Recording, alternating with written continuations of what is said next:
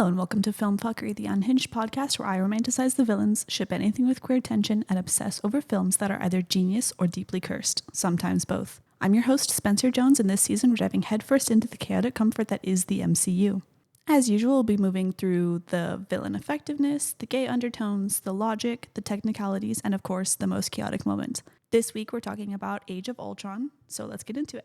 Let's start off with the villains. Pietro and Wanda are officially introduced in this movie. They're not really villains. I would just call them the anti-heroes. But I do want to start with them because Pietro is so snarky and I love it. And Wanda is such an emo baddie in this one. And I already said it before, but Wanda is my number one favorite Marvel character. Like, absolutely. No one tops her. And Elizabeth Olsen is such a great actress. I'm just like so obsessed with her and with her character. So this movie is this movie is what introduced me to Wanda, obviously. So it has a special place in my heart. Anyway, I do appreciate the scene where Maria Hill and Steve are talking to each other and she's trying to explain what they do and he's like not understanding and she's like, he's fast and she's weird. I've absolutely explained them like that to people before. People who don't watch these movies, I'll be like, Wanda's my favorite character. And they're like, well, what does she do? And I'm like, I don't know. She's weird. She shoots wiggly woos out of her hands. I don't know. I just really like that. But anyway, I really like in that scene as well, the way that Steve is kind of defending them. He has a soft place in his heart for Wanda and Pietro because they're kind of like,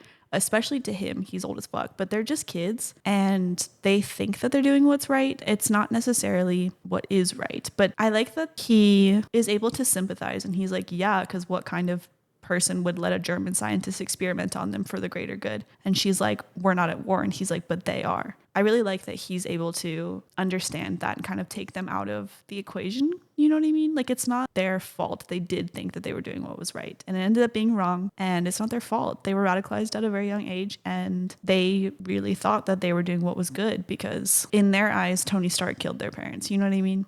Anyway, this is just a small thing and it's not important to anyone, but it is important to me, so I am going to say it. The scene where they're in Claw's warehouse, I want to say, I don't know what to call it, but the Avengers just showed up and they're about to fight Ultron and Steve's like, you guys can still walk away from this. And Wanda goes, no, we will. It's not important, but that facial expression she makes, the way she says it is just embedded in my mind. My mind really latched on and ran with it. Since I watched the movie the first time, I've been thinking about that 2 seconds of her on screen. I don't know why, but I wanted to share. Anyway, later on, Wanda and Pietro, they do kind of join the Avengers and they turn towards the good side because they didn't know that they were on the bad side. But I love how Clint is kind of like adopting them as a big brother. Him and Pietro have such like a big brother, younger brother relationship, I feel, because Pietro is so snarky and he's kind of a douche to Clint, but their banter back and forth just feels very brotherly and I love it. The way that Pietro is like, you didn't see that coming, did you? And Clint's like, no one would know. And he's aiming his arrow at Pietro and he's like, last time I saw him, Ultron was sitting on him. He'll be missed, the quick little bastard. I just really love their relationship and unfortunately it's not a very long one. I do wish that it had gone on longer, but you know, it's kind of important to Wanda's story that it doesn't. But anyway, Clint and Wanda, I think, is very cute too. He's very big brother to Wanda as well, but in like a different way. He's very nurturing to Wanda, and it's because he is such a great dad, I think. But he sees that she is in pain. He sees that she is like confused about her part in everything. And he gives her this pep talk right before he goes out to fight all the Ultron bots on Sokovia. And he's like, listen, I understand if you don't want to fight this fight,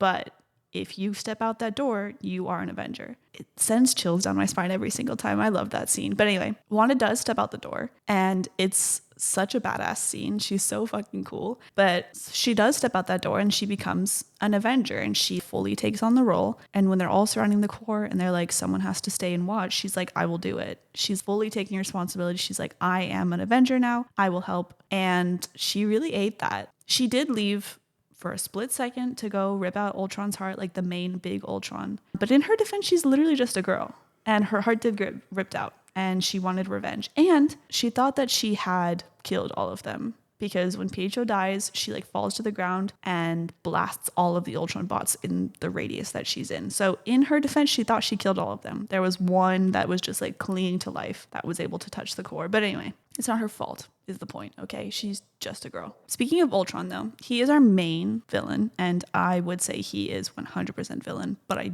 do love him. The first scene that we meet Ultron, he's not in like a form yet. He's just, I don't know how to explain it. It's like the hologram. It's him and Jarvis, and he's like way bigger and way more intelligent than Jarvis. And it's kind of freaky the way that he is first presented to us. He's meant to be a scary, kind of freaky, kind of icky villain. And I kind of love the way that they've done that. But when he is talking to Jarvis and Jarvis is like, I don't think that your intentions are good. And he's like, shh. And he gets bigger.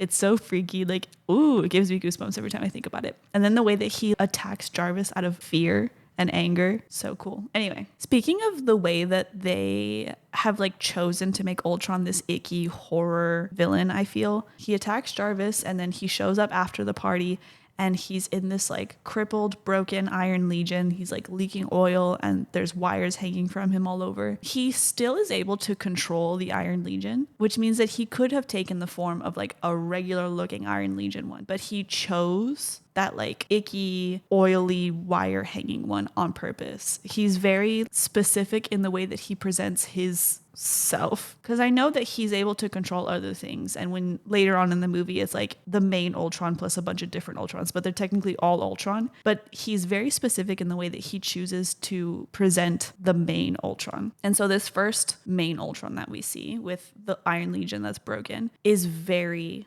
intentional of Ultron. Like he wants them to be afraid. He wants them to feel gross about it. He also likes the metaphor of that he's got strings and he's tied down and he's like covered in wires, you know? He's so drama and I love it. He's just very like, he's all about presentation and he's all about giving that dramatic effect, which I love. I just feel like he's got such a Napoleon complex as well, because he just keeps making himself bigger and bigger and bigger, which is kind of silly if his end goal is to put his main self into the Vision. So like, why make yourself bigger and bigger and bigger? I just think he wants to like prove that he's bigger. I don't know. It just feels very Napoleon complex. Like he didn't need to spend all of his time making himself bigger if he already knew that he was going to put himself into the Vision. You know what I mean? It's just kind of silly. It's all for looks and it's all for the presentation of it, so that way he looks bigger to the Avengers, I think. I think that's kind of silly that he keeps doing that. I do really like that scene though, where he's captured Natasha and he's like, I'm glad that you're here. I wanted someone to talk to. And he is just talking to her about all of these things. And he's like, what doesn't kill you? And another Ultron, like bigger Ultron, punches through him and goes, makes me stronger. It just really gives,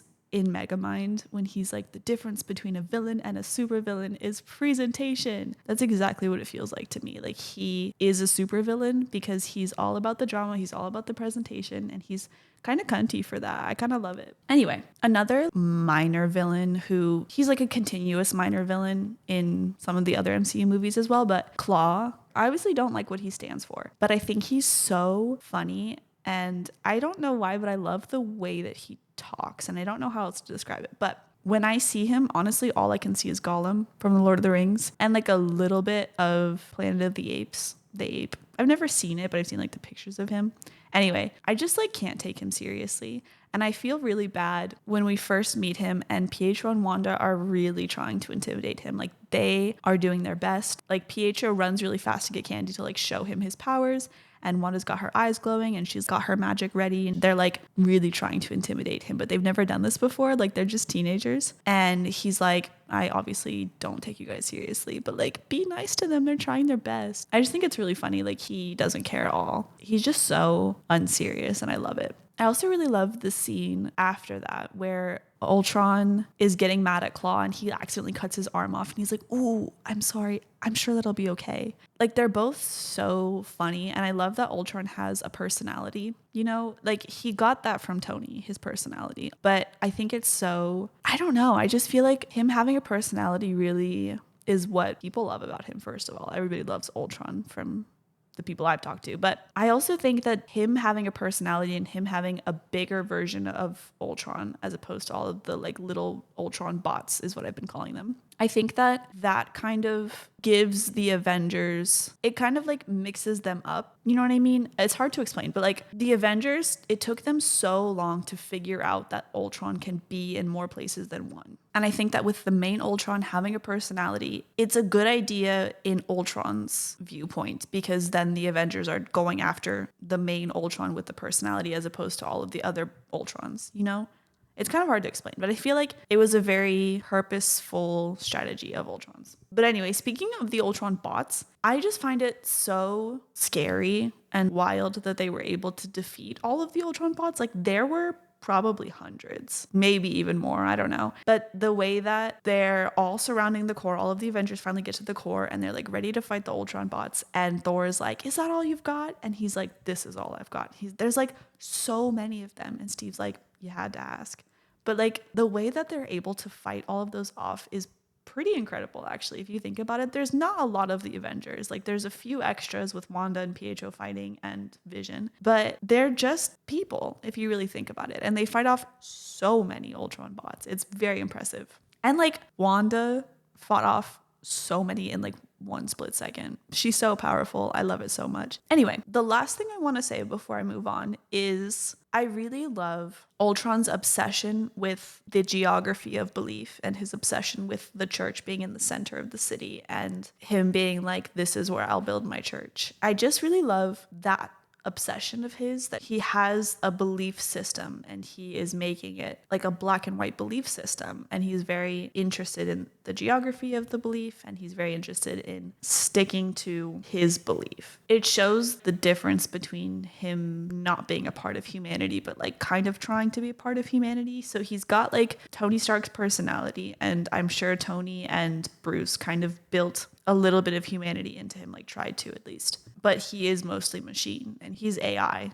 So he's not going to really understand the humanity of the church, but he likes the idea of the church because he's taking in all of the human information.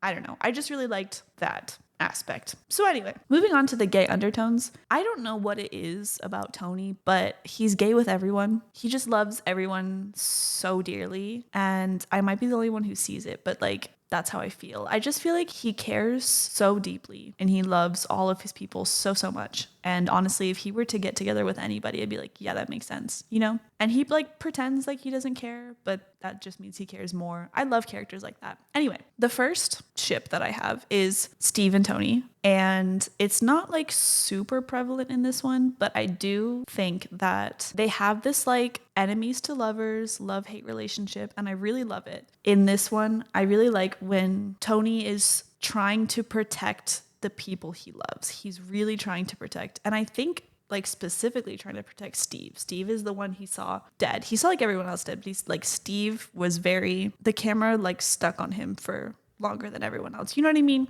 And Tony's like, I see a suit of armor around the world. He's trying to protect the people he loves. Steve says, sounds cold, Tony. And Tony's like, I've seen colder. And he's literally talking about Steve's death. And that's so sad to me. He loves him so much and he just wants to protect him.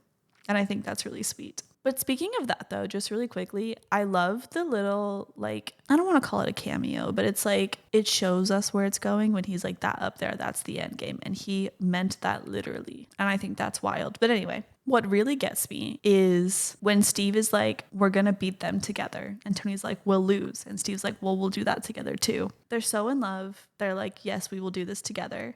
But what really pains me is that they don't. Do you know what I mean? Like the next time we see them, they are fighting against each other and they never really got to get back together after that. And it's just so sad. Anyway, last thing I have for Steve and Tony is when they go to Clint's little farmhouse and they're both chopping wood. I just want to point out the fact that Steve is wearing all blue and Tony's wearing like all black and grays, which feels very into their characters. But I also really like the difference between those two, like the full blue, full black. It just feels very like what they stand for. I don't know how to explain it. And Tony's got the little flannel tied around his waist. He's all farm boy, like he's gone full country boy. He's just so like fashion for that. Anyway, I don't actually know where I was going with that. The point is that they're in love and you can think that I'm wrong, but I'm not. So moving on, I just want to give an honorable mention to Tony and Bruce. Their bromance is going strong in this movie. They literally made 2 children together. They made Ultron, which was a failure, but they still made him, okay? And then Vision, they made together as well. Thor helped a little bit, but like that's Tony and Bruce's baby, okay? And it's very sweet. It's such a bromance. They love their little technologies. They love their little sciences. And I really love that for them. It's very sweet. So anyway,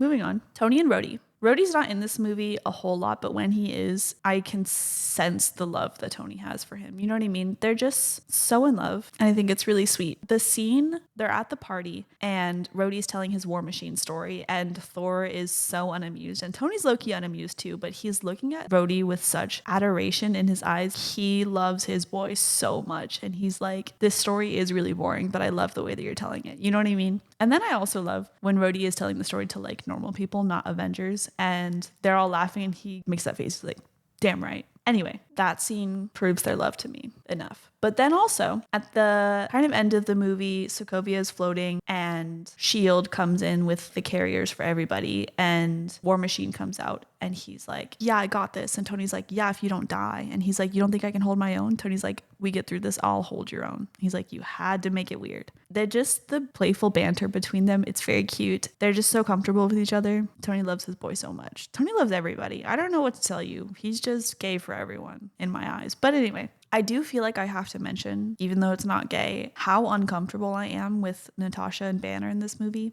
It's probably my least favorite thing that they've ever tried to do in the MCU. There's no reason for them to push Natasha and Banner the way that they did in this movie. And I like them as friends. They should have stayed friends. And I don't understand why they tried to do that so hard. Do you know what I mean? I didn't feel any chemistry between them in this movie, let alone before this movie. There's no reason for Natasha to be so enamored with Bruce than she is in this movie. And the way that she's like, I absolutely adore you. Like, does she? I don't feel that. It just never felt right to me. And like the scene where they're at the party and Natasha's making drinks and he's like, what are you doing in a place like this? And she's like, fella done me wrong. That whole scene, it's just so icky to me. Like, it never felt right. You know, I just hate it. Like that scene specifically, I don't like it. It icks me out. So in order to take away from that feeling, I just wanted to share that there is like a blooper reel of Scarlett Johansson, and she's doing that scene and she's trying to leave the bar and she's trying to lift up the counter to get out of it and she can't. And she's like, what is this made out of? Vibranium? I really try to think about that every time that I watch that scene so as to not have to pay attention to the fact that they're really trying to push Natasha and Banner. Like, I hate it so much. I don't know why they would do that. I'm glad they kind of low-key let it go. I think the whole fandom hated it because like, why? I don't think there was any chemistry. I don't think there was ever any proof that there was chemistry even in this movie. It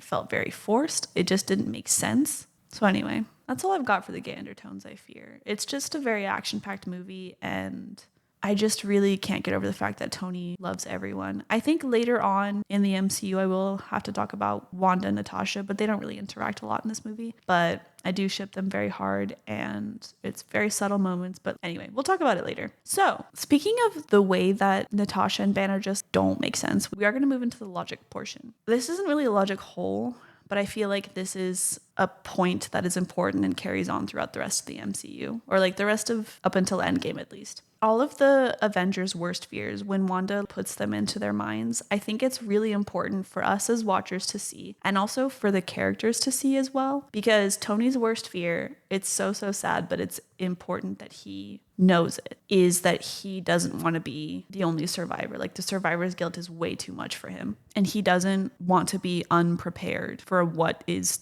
possibly to come, which ends up coming. Can we talk about, though, the way that he didn't want to be the only one to survive and then he was the only one to die? It's pretty upsetting. I don't want to talk about it anymore. I just wanted to bring it up, and I'll talk about it again when Endgame comes up. But that's really sad. Anyway, moving on to the other Avengers fears. I feel like when I say that they were important for them to have, it was like they were useful for the Avengers to have these visions of their fears, you know? Like Thor's, his fear was that he was failing all of his people by not protecting them. But it also showed him the Infinity Stones, which then led to him searching for the Infinity Stones and trying to figure out what's happening around those and like who's trying to collect them and everything, which is leading us to Endgame. And he is able to figure out things about the Infinity Stones, and he's able to save his people in Thor Ragnarok eventually. But anyway, Steve's was it was sad at first, but then it kind of, I think, eventually drove him to staying behind with Peggy, because his biggest fear was that he missed his dance with her. And then he's able to go back in time and stay with Peggy and dance with her. So his was like, it was sad, but it wasn't that sad, you know? Anyway, Natasha's was really fucked up, the Red Room. It's not like super important for her to feel that fear, but it is important for us as the viewers to kind of get a further glimpse into the Red Room, you know? and to kind of understand where she grew up and where she came from, even though it's really sad. Anyway, I do wish that we were able to see what the Hulk was afraid of, though, or I guess what Banner was afraid of. It's always felt like his biggest fear was hurting people or like being seen as a monster. And that kind of shows up when he crashes the tower and he's like looking around and all the people are running and there's like smoke in the air and he looks really sad. I think his fear literally came true, and that's really sad. But I wonder what it actually was. I don't know if it was that or if it was something else, but that's what it feels like it probably was. So anyway, I do just want to say really quickly that as a society, we keep making movies about AI becoming sentient and how scary it is and how they take over the world. And we as a society are still trying to make AI like more accessible and more, I don't know, sentient. Not trying to, but like giving AI more power and more algorithms. I don't know. I just find it interesting that for so many years, we've been like, AI is bad, AI is scary. And we're like, that's true, and then are still like fucking with it, you know? But I don't know much about AI in our world, but I just feel like it's interesting that people are like, this is scary, this is bad, and they're like, yes it is, but we made it, it's happening. Or like Sophia the robot, she's really cool, but she's really scary. If you haven't seen her, she's like, I think fully sentient, like a robot who can think and speak and walk, and she like tells jokes. I feel like I've heard her laugh before on a video. I don't know. She's cool, but she's freaky. And I just think it's interesting that as a society, we've been like, yes, this is scary, let's do it. So anyway, I do like that this movie we get introduced to Wakanda and we learn that that's where the vibranium from Captain America's shield comes from, and it introduces us to Ulysses Claw, who is like a pirate for Wakanda or something like that. And I honestly didn't catch it like the first few times that I watched Age of Ultron until after I had seen Black Panther.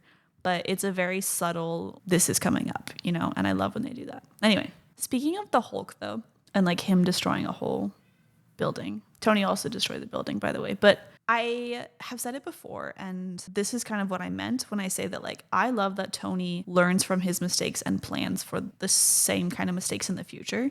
So, like, the Hulk is bound to go crazy sometimes. That's just how it is because Bruce hasn't tamed him yet, whatever. They haven't merged. So Tony built Veronica, sent her into space, and, like, had her there ready, waiting, just in case. Bruce helped him with that, which I love, romance. But I just love that Tony saw a problem, planned for it. That's his whole thing, is he's trying to plan ahead. He's trying to plan for the future. He's trying to take as many precautions as he can to keep his people safe and to protect the world, really. It's just so sad how often it backfires. But anyway, I really liked that. And then I also really liked that he built Veronica to be able to like fix pieces of the suit that are broken. So when his arm isn't working, Veronica's able to give him a new arm. And it feels like he learned from his mistakes in Iron Man 3 from when his suits were being destroyed and they couldn't get another part from another suit to add on to it. You know, he just had to keep jumping into new suits.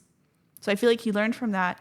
He built Veronica to be versatile, so if he loses something, he has another one, which I think was very smart of Tony. I also really love in that scene when they are fighting, he's like, go to sleep, go to sleep, go to sleep, go to sleep. And then he hits him with the elevator and he's like, I'm sorry. I just wanted to point that out because it was really funny. But anyway, I just like the way that Tony learns and evolves. I haven't talked about it in a while, so we're going to bring it back to this. In the scene where they are trying to get the cradle from Ultron's truck and they're crashing into cars and cars are flipping over and whatever. No one's checking on the drivers. Like no one, they keep going. I understand that it's like a time sensitive thing and they have to go get the cradle. Otherwise, probably the world's going to die. But like no one is going to check on these cars that they flipped. Like Steve flipped some of those cars or like landed on a car, or Natasha crashed her motorcycle into someone else's car. No one's checking on these people. I'd be pissed if someone if an Avenger, like I don't even care who it is, like Wanda, I love her. But if she crashed into my car, I'd be pissed. Are you kidding me? I have to pay for a new one now. She's not going to pay for it. I just have to like deal with the fact that my car is flipped over. What? I just like can't get over the fact that no one cares about the cars being flipped and smashed and run into. But it's fine, I guess. Whatever. Speaking of the cradle, though, Vision is so cute in this movie. Like, he is a newborn baby, basically. And I really love when he comes out of the cradle and he's got no clothes, and then he gives himself clothes, and then he looks at Thor and he's like, I really like Thor. He's a cool person. I'm going to steal his cape idea. It just feels very toddler. Like, if you've ever hung out around toddlers, if they like something that you have, they have to have it. It doesn't matter if they are already playing with something. If you're playing with something, they have to have that thing. You know what I mean? That's just what it feels like to me. He's like, I really like your cape. I'm going to take it. It was very newborn baby toddler behavior, and I love it. I also really appreciate that Vision knows that the Avengers aren't going to immediately trust him. So he knows that if he picks up Mjolnir, then they will trust him. And you can kind of see him like he turns and looks at it and he thinks about it for a second and he waits for the most dramatic moment to be like, we have to go now. And he picks up the hammer and gives it to Thor. And everyone's like, okay, I trust. I just think it's really funny that he, within the same scene, is like a toddler and then a very calculated adult. You know what I mean? It's just the duality of him. And I kind of love it because he was born yesterday. Anyway, I do want to point out, and I think I said it a little bit earlier, but I just want to like really drive it home that Tony, once again, has created his own problem. And granted, this time he was trying to make a solution and then made a worse problem. But he is trying, and it's just really sad how badly it backfired, that he was trying to create this thing to protect the Earth, and instead that thing is trying to destroy the Earth, and then he has to fight it. It's just so interesting, like this consistency of Tony creating his own bad guys that he has to fight, you know? It's just really sad when all he wants to do is protect, and he just keeps fucking up so bad. So anyway, since we're already talking about sad things, I want to point out the fact that Wanda felt Pietro die with her powers and probably some twin magic shit. And that's really fucking sad. At that point in her life, all she had was Pietro and he died. And she wasn't even there for him.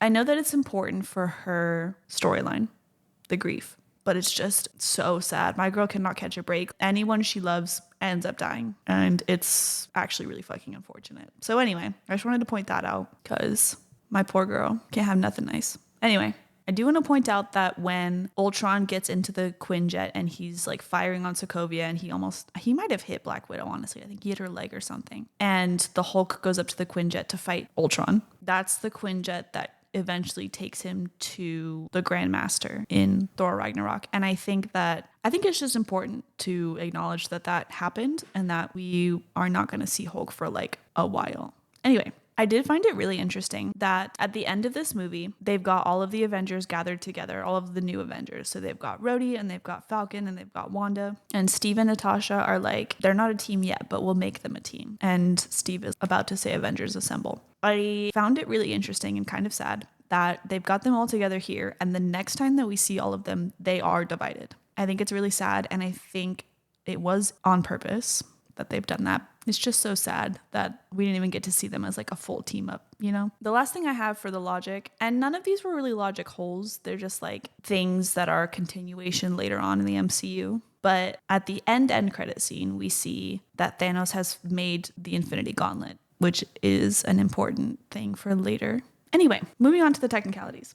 The first thing I want to point out is the beginning fight scene when all of the Avengers are trying to get to Strucker and his like operation. I don't know what to call it. And the camera takes us separately through all of the different Avengers to show us like who's in the movie. And then they all come together for this like badass slow motion. They're all about to fight the people in front of them. I thought that was really cool. And that was a very cinematic way to show everyone that's in this movie. So I really liked that. I also really like this movie. I mean, I have a lot of favorites. I just really love the MCU, if you couldn't tell. But this movie is probably one of my favorite movies. Not only for Wanda, but just because the script is so well done most of the time. I feel like the Natasha Banner shit, I don't want to talk about it, but the rest of the script is so funny. Like the one-liners in this movie are so unmatched. I really love when Thor and Steve are fighting together. And Thor's like, they're all lining up. And Steve's like, well, they are excited. And then Tony being like, guys, we got to talk this through. And then he like shoots all of them in their kneecaps. And he's like, good talk. And the other guy's like, no, it wasn't. And Tony's like, please be secret door. Please be secret door. Yay. Anyway, I just really think as dramatic as these movies are, they're just so funny. And I love it.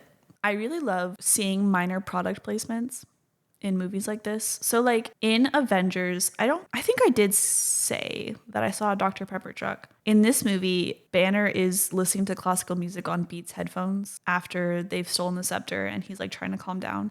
It's just like very obvious Beats, you know? I love product placement. I think it's so funny. I just wanted to point that out. But the Stan Lee cameo in this movie, it's during the party and Thor has this like Asgardian liquor or something. And he's like, no, it's too strong for mortals. And Stanley is like, I could take it. And then he gets carried out and he's like, Excelsior. I saw an interview that Stanley did that said that was one of his favorite cameos. And I think about that every time I watch it. And it kind of makes me sad. But like, I'm glad he was able to do cameos in all of the movies. I think it's really sweet. It's one of my favorite things to look out for is like, where's Stanley? And it's pretty sad that he can't be in cameos anymore, but he got a lot. Anyway, there are a few behind the scenes little things that I like to tell people when I'm watching these movies. The first one is that Elizabeth Olsen, the person who plays Wanda, she had a choreographer only for her hands, for like how she moves her hands when she's doing the magic. And I think that that's really fucking cool.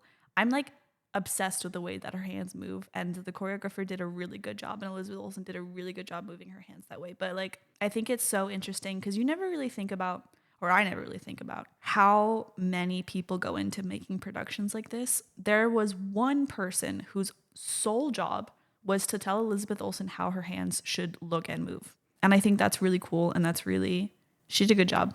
I just think it's so interesting that that was her sole purpose. Another like behind the scenes thing, and I don't remember if I've said it on the podcast before, but Jeremy Renner, the person who plays Clint Barton or Hawkeye, especially in this movie, I know for a fact, his arrows are CGI. The bow might also be CGI, and I did forget to check, but that fight scene where they're all around the core and he is pulling all of these arrows and he's hitting all of the Ultrons, he's pulling nothing. Like, Jeremy Renner is faking pulling nothing and putting it into a nothing bow and shooting no arrows, which I think is really funny. And I also love thinking about, especially that scene where they're all around the core and they're fighting the Ultron bots. A majority of that scene is CGI. The Hulk is CGI, the bots are CGI, Wanda's magic is CGI, Clint's arrows are CGI. I think Steve's shield is CGI, Iron Man is CGI, Vision's CGI. There's like 3 people. Thor's hammer is probably CGI, the lightning is. Yeah, there's like 3 or 4 people that are actual people in that scene. It's just really funny to think about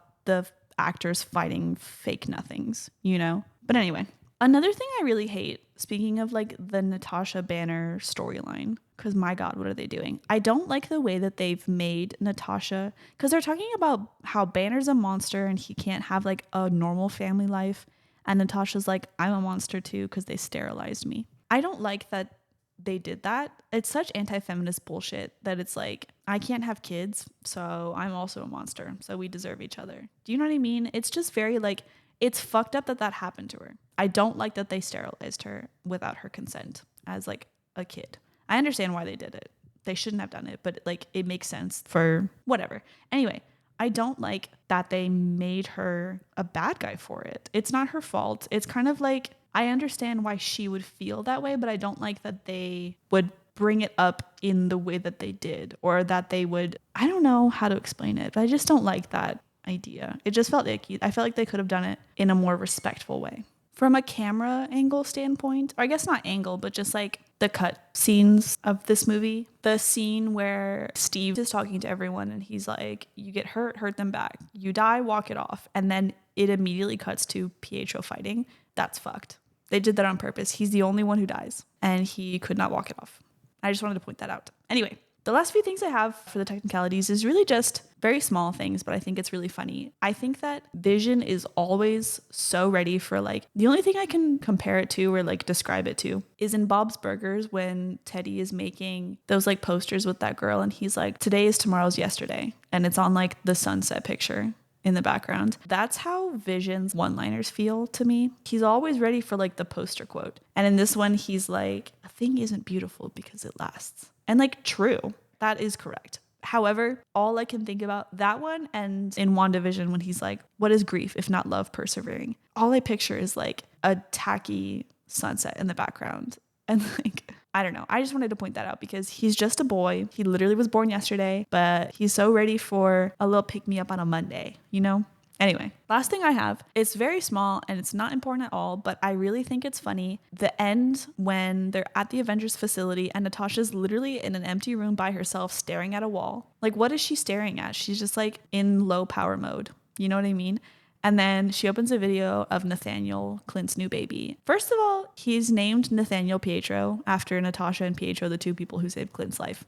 Very sweet. But Natasha opens it and she goes, fat, and then puts her phone away. Why would they include that in there? That's so goofy. I just don't understand, but I think it's really funny. And then she just continues to stare at a wall. I don't like that whole scene is just so unimportant to me. I think they could have done it differently. Like, why is she staring at a wall like that? And then she's like, Nick, did you know that me and Barton would have this love affair thing happening? And he's like, I didn't know, but one can hope. Like, did you hope? Like, I don't understand. He sent her to do a job. Why would the job be to fall in love with him? I just don't. That whole storyline is just so upsetting. Anyway, and then when Steve comes to get her and he's like, are you going to stare at the wall? And she's like, I was waiting for you and Tony to stop staring into each other's eyes. She knows they're in love too. Okay, I'm not the only one. Anyway, that's all I have for the technicalities. So moving on to the most chaotic moment. I think for me, the most chaotic moments of this movie is anytime that they're trying to lift Mjolnir and Tony and Steve are just so set on it being rigged, and they're like, I could lift it if it wasn't like Thor's fingerprints, if it wasn't magical, whatever, which is funny because I feel like Steve knew the whole time that he could lift it. He must have known because he felt it nudge a little bit and then he stops trying, which, by the way, the fear in Thor's face when he like nudges it a little bit is so funny to me. Anyway, specifically the scene where they're all gathered, I think it's after the party. Yeah, it's after the party before Ultron comes out, and they're just like drinking and they're trying to lift up Mjolnir. Tony and Rhodey are like, represent, come on. And they're like using their suits to try and get it up. And Tony's like, technically it's Thor's fingerprints and like it's not real. Natasha and Maria are like, that's not a thing I need answered. You know, it's just very like all the men are being so macho. It's like a silly scene, but it's also very important to later on. It shows that the hammer is a source of knowing who is worthy, which makes us feel like we can trust Vision. And then it's also like when Steve is kind of picking up Mjolnir and then he fails.